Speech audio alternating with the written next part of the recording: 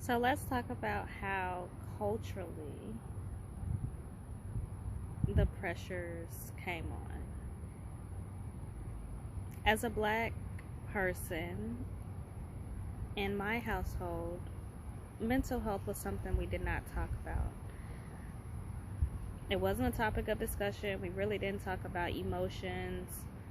Um, a lot of the hope and desire and life stressors or pressures would be taken care of by God. The hope and the faith came through spirituality, not religion, but spirituality, praying and believing on those prayers. And so, talking about depression, talking about anxiety, talking about mental health, it's just one of those things that we just did not talk about. And so, obviously, now as a mental health professional, I love to bring an awareness to mental health. I love to bring education and also support and resources to alleviate people's mental health concerns. So for me, um, struggling with depression from the age of maybe 15 or 16, that was something that I couldn't necessarily put a title on or something that I wasn't aware of. I just didn't have the verbiage to be able to express what I was experiencing.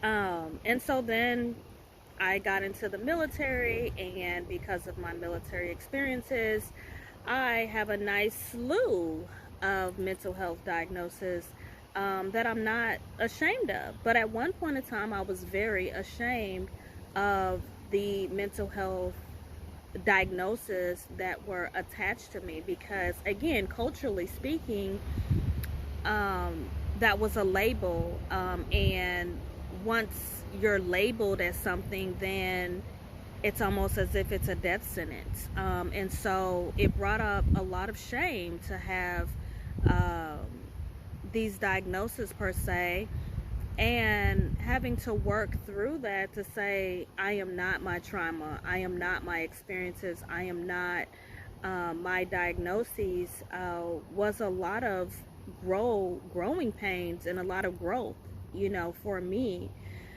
So culturally speaking, being faced with a postpartum mood and anxiety disorder um, was really hard to admit, that I was struggling, to really admit that this is hard, and a lot of the challenges that I'm facing is here, and I think that's the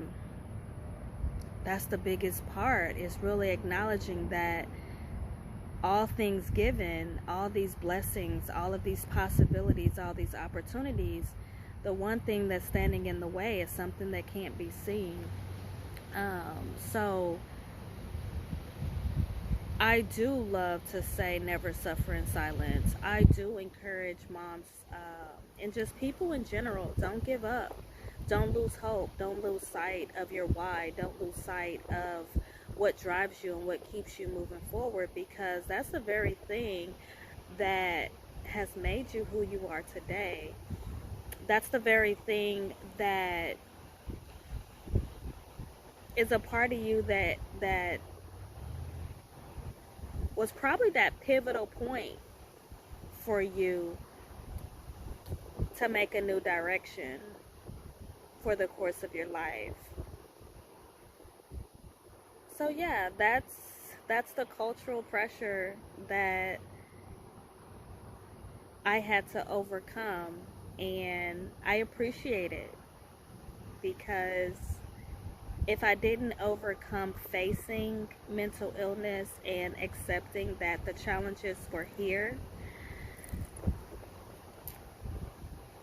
then I wouldn't have started to create um, different pathways to strengthen me, to encourage me, to uplift me, and to still be productive I intentionally did not use successful, productive when I pursue something.